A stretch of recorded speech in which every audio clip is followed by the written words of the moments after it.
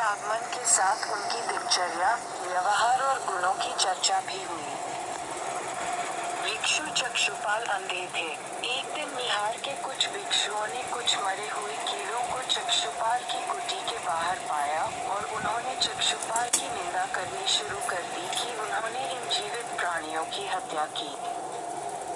भगवान बुद्ध ने निंदा कर रहे उन भिक्षुओं को बुलाया और पूछा कि क्या तुमने भिक्षु को कीड़े मारते हुए देखा है?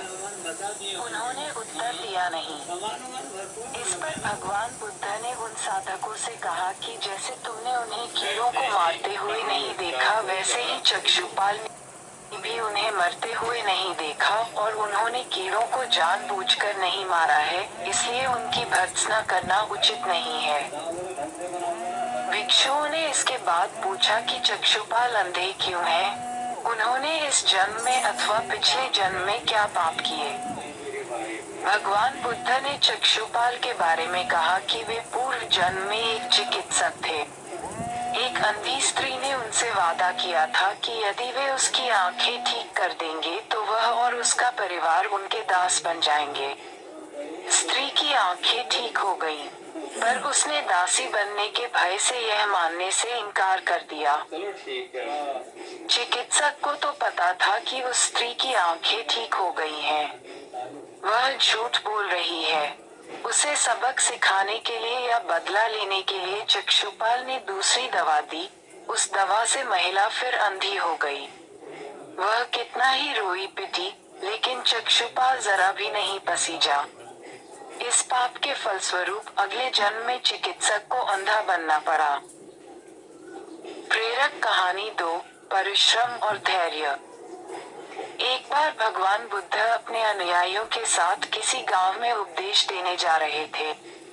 उस गांव से पूर्वी मार्ग में उन लोगों को जगह जगह बहुत सारे गड्ढे खुदे हुए मिले।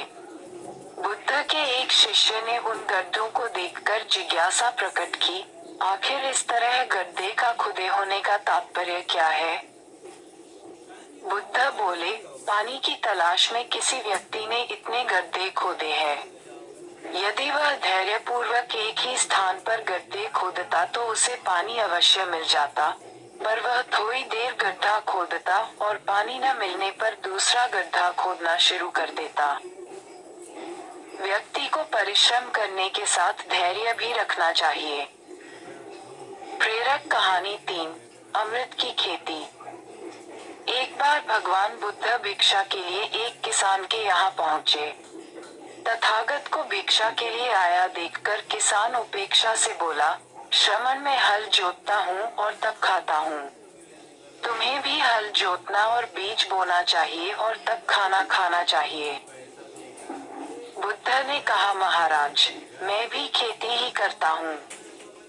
इस पर किसान को जिज्ञासा हुई और वह बोला, मैं न तो तुम्हारे पास हल देखता हूँ, ना बैल और ना ही खेती का स्थल। तब आप कैसे कहते हैं कि आप भी खेती ही करते हो? आप कृपया अपनी खेती के संबंध में समझाएं। बुद्ध ने कहा, महाराज, मेरे पास श्रद्धा का बीज, तपस्या रूपी वर्षा और प्रजा रूपी जोत और हल है। पाप भीरुता का दंड है, विचार रूपी रस्सी है, स्मृति और जागरूकता रूपी हल की फाल और पेनी है। मैं वचन और कर्म में संयत रहता हूँ। मैं अपनी इस खेती को बेकार घास से मुक्त रखता हूँ और आनंद की फसल काट लेने तक प्रयत्नशील रहने वाला हूँ। अप्रमाद मेरा बैल है जो बाधाएं देखकर भी पीछे मुंह नहीं मोड़ता है। वह मुझे सीधा शांति धाम तक ले जाता है। इस प्रकार मैं अमृत की खेती करता हूँ। प्रेरक कहानी 4, दान की महिमा। भगवान बुद्ध का जब पाटलिपुत्र में शुभागमन हुआ तो हर व्यक्ति अपनी अपनी सांपत्तिक स्थिति के अनुसार उन्हें उपहार देने की योजना बनाने लगा। राजा बिंबिसार ने भी कीमती हीरे, मोती और रत्न उन्हें पेश किए। बुद्धदेव ने सबको एक हाथ से सहर्ष स्वीकार किया। इसके बाद मंत्रियों, सेठों, साहूकारों ने अपने अपने उपहार उन्हें अर्पित किए और बुद्धदेव ने उन सबको एक हाथ से स्वीकार कर लिया। इतने में एक बुढ़िया लाठी टेकते वहां आई। बुद्धदेव को प्रणाम कर वह बोली, भगवान, जिस समय आपके आने का समाचार मुझे मिला, उस समय मैं यह अनार खा रही थी। मेरे पास कोई दूसरी चीज न होने के कारण मैं इस अधखाए फल को ही ले आई हूँ। यदि आप मेरी इस तुच्छ भेंट स्वीकार करें, तो मैं अहोभाग्य समझूंगी। भगवान बुद्ध ने दोनों हाथ सामने कर वह फल ग्रहण किया। राजा बिंबिसार ने जब ये देखा तो उन्होंने बुद्धदेव से कहा, भगवान, क्षमा करें। एक प्रश्न पूछना चाहता हूँ। हम सबने आपको कीमती और बड़े बड़े उपहार दिए जिन्हें आपने एक हाथ से ग्रहण किया, लेकिन इस बुढ़िया द्वारा दिए गए छोटे एवं जूठे फल को आपने दोनों हाथों से ग्रहण किया। ऐसा क्यों?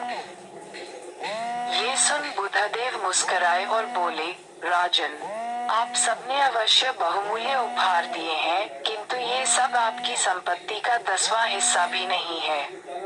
आपने ये दान दीनों और गरीबों की भलाई के लिए नहीं किया है, इसलिए आपका ये दान सात्विक दान की श्रेणी में नहीं आ सकता। इसके विपरीत इस बुढ़िया ने अपने मुंह का कौड़ी मुझे दे डाला है। भले ही यह बुढ़िया निर्धन है, लेकिन इसे संपत्ति की कोई लालसा नहीं है। यही कारण है कि इसका दान मैंने खुले हृदय से दोनों हाथों से स्वीकार किया है।